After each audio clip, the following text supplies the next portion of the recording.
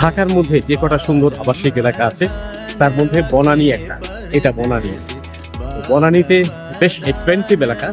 তো বনানীটা হচ্ছে ঠিক ঢাকার গুলশান 2 নম্বরের পরে যে এলাকাটা আছে এটা হচ্ছে বনানী। আর এখানে যাদের বাড়ি আছে তারা খুব আরামেই থাকে। এর আগে আপনাকে নিয়ে গেছিলাম ঢাকার মিরপুরের ডিওএইচএস এলাকাতে, খুব পিসফুল এলাকা ছিল।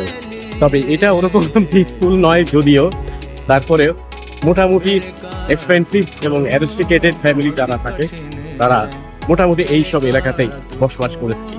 এটা ঢাকার বনানী। তো এই বনানী এলাকাতে আপনাদের আজকে নিয়ে এসেছি, এই রেসিডেন্সিয়াল বা আবাসিক এলাকা আপনাদের আজকে একটু দেখাবো, কেমন লাগে দেখুন।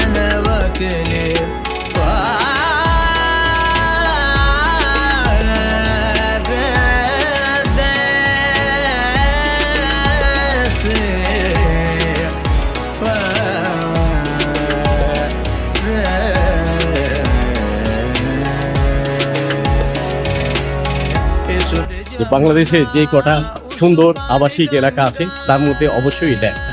এখানে বেশ কিছু অফিসও আছে, অনেকটা আমরা অফিস পাড়াও বলতে পারি, বেশ কিছু ছোটখাটো মার্কেটও আছে। তারপরেও এটা একটা বাংলাদেশের মধ্যে, ঢাকার মধ্যে একটা সুন্দর আবাসিক এলাকা। যে কটা আবাসিক এলাকা ঢাকাতে ভালো আছে আমি চেষ্টা করি সেগুলো আপনাদের সামনে তুলে ধরার জন্য। তাই আজকে চলে আসলাম ঢাকার বনানীতে।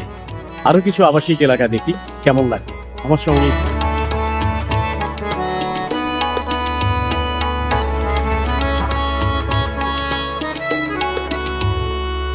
इस पेड़ों पर कागा बोले, इस पेड़ों पर कागा बोले, कागा का वचन सुहावना, कागा का वचन सुहावना।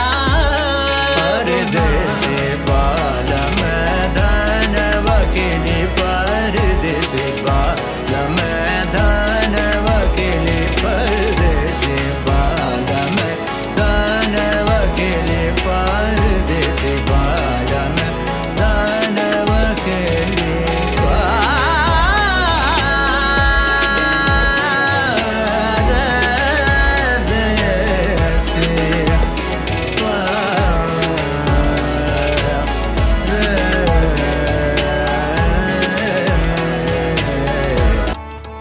আমি সবসময় চেষ্টা করি ঢাকার মধ্যে ভালো কিছু আবাসিক এলাকা আপনাদের সামনে তুলে ধরার জন্য।